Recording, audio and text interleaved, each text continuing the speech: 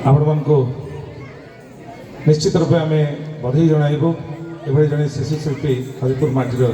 शिल्पी सौम्याश्री माथा को आपण आशीर्वाद देपर आम स्वागत करूँ। नृत्यायन अनुष्ठान शिल्पी मान प्रस्तुति रही रसरकेली माइला जड़ झुटकी छुटा नचनिया बजनिया ये सब गीत जो नृत्यर सुंदर प्रकाश थाए से गीत को जी मन छुआ करे से नृत्य को से आमोदित करे। आज यही क्रम नृत्यायन अनुष्ठान शिल्पी मान प्रस्तुति रही रसरकेली आम पश्चिम ओडिशार विशेष भाव में ओडिशार पश्चिम प्रदेश से जनजातिर जो थांगड़ा थांगड़ी माने आनंद उल्लासर सहित उत्सवंकर परिवेश नृत्य कर एक सुंदर प्रकाश को तोड़ी धरुची ये रसरकेली आम स्वागत करूँ शिल्पी मान।